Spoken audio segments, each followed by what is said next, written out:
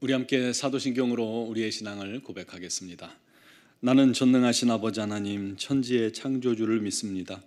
나는 그의 유일하신 아들 우리 주 예수 그리스도를 믿습니다.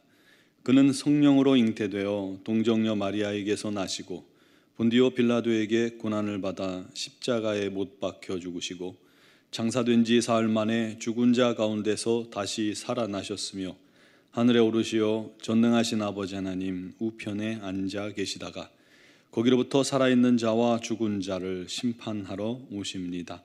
나는 성령을 믿으며 거룩한 공교회와 성도의 교제와 죄를 용서받는 것과 몸의 부활과 영생을 믿습니다. 아멘. 찬송가 435장 찬양 드리겠습니다.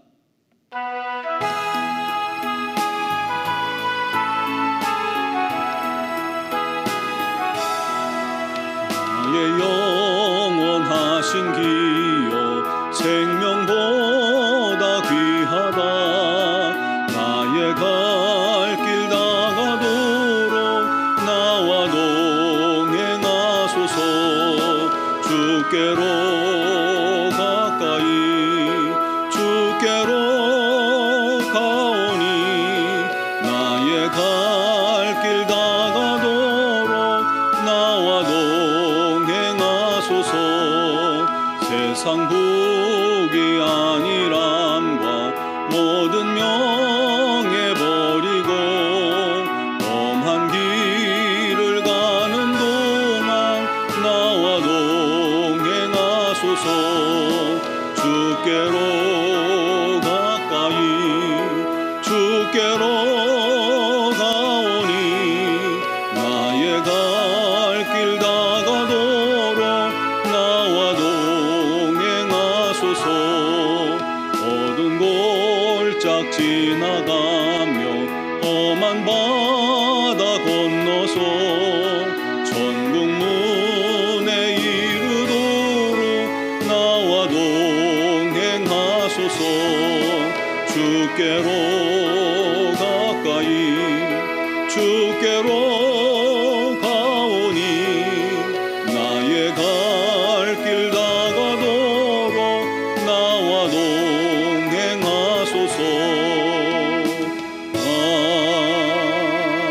아멘. 아멘. 오늘 주신 하나님 말씀은 누가복음 23장 26절에서 28절입니다. 누가복음 23장 26절에서 28절까지 봉독하겠습니다. 그들이 예수를 끌고 갈 때에 시몬이라는 구레네 사람이 시골에서 오는 것을 붙들어 그에게 십자가를 지워 예수를 따르게 하더라. 또 백성과 및 그를 위하여 가슴을 치며 슬피 우는 여자의 큰 무리가 따라오는지라. 예수께서 돌이켜 그들을 향하여 이르시되 예루살렘의 딸들아 나를 위하여 울지 말고 너희와 너희 자녀를 위하여 울라. 아멘. 월터 반게린이라는 미국의 작가가 아들과의 경험을 책으로 쓴 내용이 있습니다. 만화책을 좋아하는 초등학교 2학년 매튜라는 아들이 있는데 하루는 이 아이가 도서관에서 만화책을 보다가 몇 권을 몰래 훔쳐갖고 온 겁니다. 그걸 발견한 아버지는 아들을 혼냈고 도서관에 데리고 가서 책을 다시 반납하고 사과했습니다. 그런데 다음 해에도 이 아이가 똑같이 만화책을 훔치는 일이 있었고 그 다음 해에도 똑같이 만화책을 훔치고 같은 일을 반복하게 하는 거예요. 더 이상 방치하면 안 되겠다 싶어서 아들을 서재로 데리고 가서 아빠가 말했습니다. 아빠는 그동안 너를 때린 적이 없지만 오늘은 도둑질이 얼마나 너한테 나쁜 것인지 가르쳐 줘야만 하겠다 하면서 애한테 처음으로 매를 댄 겁니다. 회초리를 때린 거예요. 그리고는 여기서 반성하고 있어라. 아빠는 잠시 후에 돌아오겠다 하고는 방을 나간 아빠는 아들을 때린 그런 마음, 그리고 아들이 그런 행동을 한 그런 부분들이 마음이 아팠는지 서재로 들어가서 어린아이처럼 울었다고 합니다. 그 일이 있은 지 여러 해가 지났습니다. 매튜가 하루는 엄마와 자동차를 타고 가면서 이런저런 얘기를 하다가 과거 얘기를 하게 된 거예요. 그때 매튜가 그런 얘기를 했답니다. 엄마, 나는 그 후로 다시는 도둑질을 생각도 또 하지도 않았어요. 그러자 엄마가 말합니다. 야, 그때 아빠가 때린 게 정말 많이 아팠니? 그런데 또 말하기를 아파서가 아니라 그때 제가 아빠가 우는 소리를 들었기 때문이에요 하고 대답하더랍니다. 여러분, 눈물은 한편으로는 연약함의 상징으로 비추기도 하지만 눈물은 묘한 힘이 있습니다.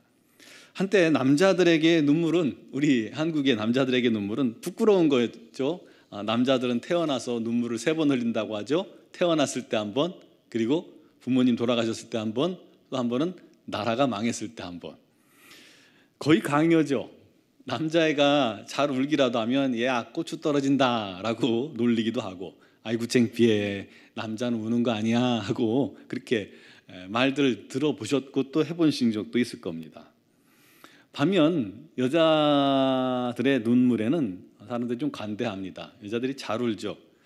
그래도 된다고 생각합니다. 신기한 게 여자들 보면 이 드라마 보면서도 울고요, 옆에서 누가 울면 이유를 몰라도 같이 울고요, 울다가 웃다가 울고 종잡을 수 없어요.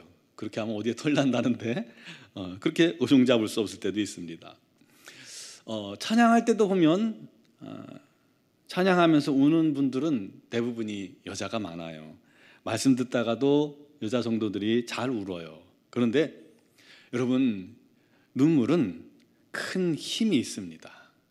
약한 자가 우는 게 아니라 사랑이 많은 사람이 우는 것입니다. 은혜가 많은 사람이 우는 것이고요, 공감 능력이 뛰어난 사람이 우는 겁니다. 아무나 우는 게 아니에요. 눈물에는 큰 호소력이 있습니다. 사람의 마음을 감동케 하고 사람을 움직이는 힘이 있는 겁니다. 우리의 신앙도 그래요. 눈물이 많은 신앙은 깨어있는 신앙일 확률이 높습니다. 눈물이 많은 신앙인은 성령의 사람인 경우가 많아요. 눈물 많은 신앙인은 사랑과 긍휼이 많습니다. 눈물이 많은 신앙인일수록 예수님을 많이 닮아 있는 것을 우리가 보게 됩니다. 우리 주님도 우셨죠. 잘 우셨어요. 우리 안에 계신 예수님의 눈물이 우리를 통해서, 그 사람을 통해서 흐르기 때문에 우는 사람들이 주님을 닮은 겁니다. 오늘 말씀에 주님은 십자가를 지고 골고다 언덕으로 가고 있었습니다. 피투성이가 되고 몸에 힘이 다 빠졌죠. 자꾸 쓰러지니까 도저히 안 되겠던지 곁에 또 구경하던 구레네에서 온 사람 시몬에게 십자가를 지게 만들었습니다. 그 모습을 지켜보던 백성들과 여인들의 큰 무리, 주님이 그렇게 힘이 없이 피투성이가 되어 가시는 모습을 보면서 가슴을 치며 가슴을 쥐어짜며 통곡합니다. 그러자 한참을 듣고 계시던 주님께서 그들을 향해 몸을 들려서 말씀하셨습니다. 예루살렘의 딸들아, 나를 위하여 울지 말고 너희와 너희 자녀를 위해 울라. 그러면서 머지않은 장래에 닥칠 예루살렘의 멸망의 때에 있을 일들에 대해서 말씀하셨습니다. 먼저는 너희를 위하여 울라고 하셨죠. 큰 환난날이 다가올 텐데 그때 믿음 잃지 않고 주님을 의지하며 끝까지 승리할 수 있기 위해서 눈물로 기도하라는 것입니다. 또한 자녀들이 주를 떠나 방황하며 세상 쾌락에 중독되고 세상 문화에 깊이 빠져서 주님과 상관없는 자로 살아가지 않도록 자녀를 위해 눈물로 기도하라 하고 말씀하고 있는 것입니다. 여러분은 무엇 때문에 눈물을 흘리셨습니까? 여러분은 언제 눈물을 흘리셨습니까? 눈물로 기도해 본 적이 언제입니까? 여러분 한번 돌아보시기 바랍니다. 언제 내가 주님 앞에 눈물로 기도했을까? 자녀를 위해 눈물로 기도한 적은 언제입니까? 자녀의 영혼을 위해 눈물에 기도한 적이 언제입니까? 혹시 도무지 생각이 나지 않지 않습니까? 혹시 어느새 내가 언제 울었더라? 눈물이 메말라 있지 않습니까? 여러분, 기도해도 주님 앞에 나와도 예배해도 눈물이 없는 이유는 그 마음에 주님의 마음이 닿지 않았기 때문입니다. 눈물이 없는 기도는 그 심령이 영적 가뭄 상태이기 때문입니다. 눈물이 없는 기도와 예배는 그가 주님의 영광을 보지 못한다는 증거입니다. 심지어 회개할 때조차도 눈물이 없다는 것은 그 심령이 광야 같은 상태이기 때문이에요.